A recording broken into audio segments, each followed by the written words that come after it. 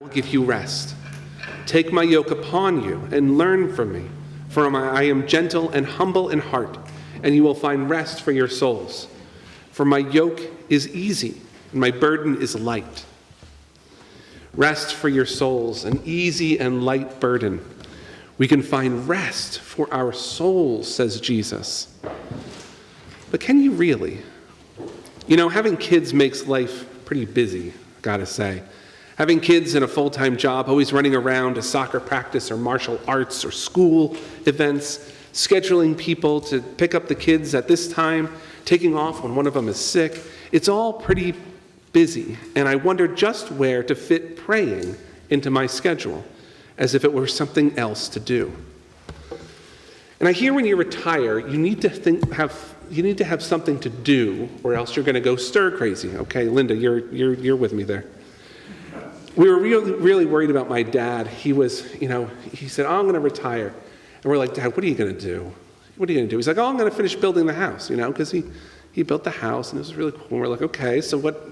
I mean, there's not much left to do." It's like, "Well, I'll watch TV." And we're like, no, don't just sit there and watch TV. Do something else. But he needed to find something to do, a part-time job, a place to volunteer, or to take on your grandkids or go visit the family. I was talking to someone in Japan recently, and I told her about how busy we are with when we have kids, we're busy. When we're retired, we're busy. All these things, we're busy. I know, it's horrible, isn't it, buddy? And she said, yeah, the same thing in Japan. This place that is supposed to be all zen and chill, even they have this busy schedule and this busy life. People just don't stop. New things just keep on piling up. And even when we have time, our minds are still going a mile a minute. It's exhausting. Then, yesterday was Independence Day, and last week I sat down all ready to write a sermon about the July 4th, and something to do with our country and our culture and how we think about our government, and all these thoughts were going. And I come and I find our readings are Jesus telling us to have rest for your souls, that his yoke is easy and his burden is light. And I thought, is being in a democracy light and easy? I won't get into the fighting and anxiety and worry about the state of our country, but just simply living in a democracy and worrying about the state of our country. This is its own anxiety. We are to vote not just with our guts and our hearts, but to be knowledgeable voters.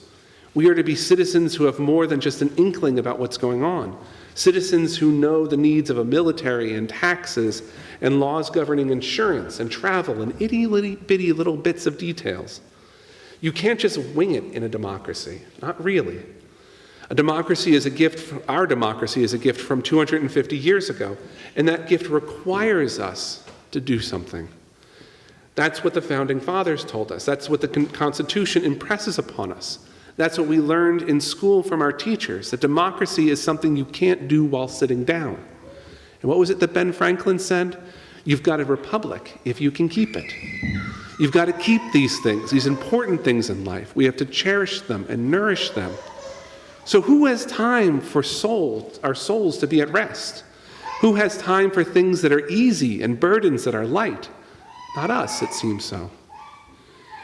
In a relationship with Jesus, though, where the soul gets true rest. That sounds pretty good.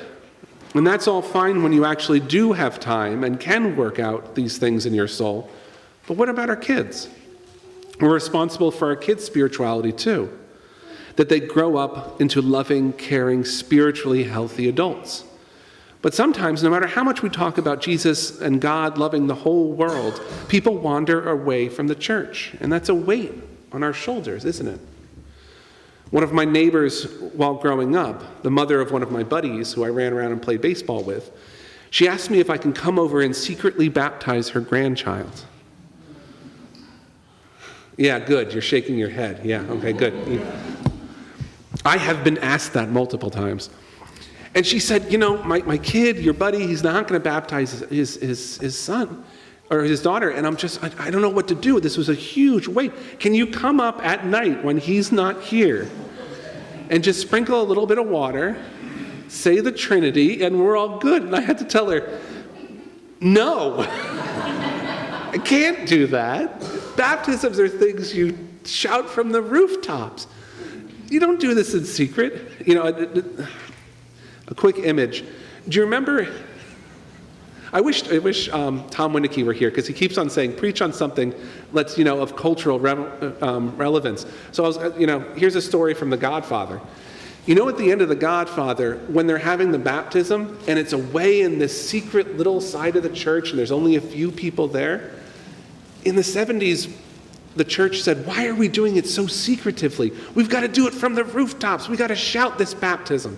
Ignore the other part about being shot on the Jersey Turnpike. But that image of the baptism is what we don't do. I can't come up and baptize your kid in the middle of the night. But this was a grief for her. This was a weight on her shoulders, because she really wanted her kid to be, or her grandchild to be baptized. And if it's not our kids, it's the kids of the church. It's the people in the church who are in need.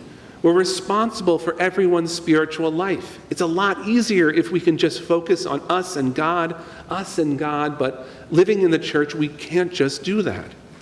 We are responsible for the spiritual health of the people sitting around us, who go to church with us, who receive the most blessed body and blood with us, or in some other church in the diocese, or in the United States, or in the Western Hemisphere, or anywhere. The Christian church is so huge, and again, it's such a weight on our shoulders. So what is this rest for our souls, Jesus? Is your yoke really all that easy? Is your burden all that light? How am I supposed to give all this stuff up to God when all of it requires so much of me? And then the peace of Christ is given to you. You don't get it, you don't buy it, you don't take it, it's given to you. And all the rest just blows away. And suddenly you hear the birds again. You see the clouds in the sunset or the sunrise. And you turn off your phone, I hope. Like really turn it off, not just turn it on silent, but like turn the thing off. And you go outside and you listen to the birds. And you watch the evening deepen. You watch the rain fall. You breathe in, and you breathe out, and you breathe in. And the peace of Christ happens to you.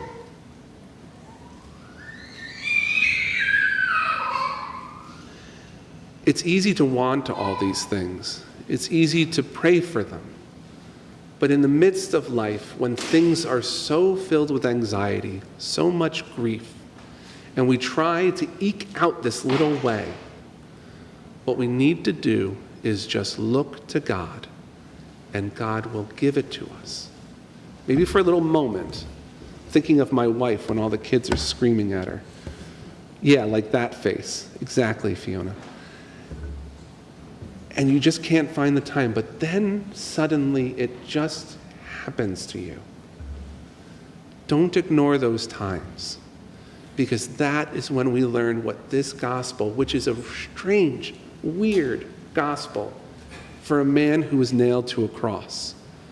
But in those moments, true reality comes to us, and we realize how weightless it all is.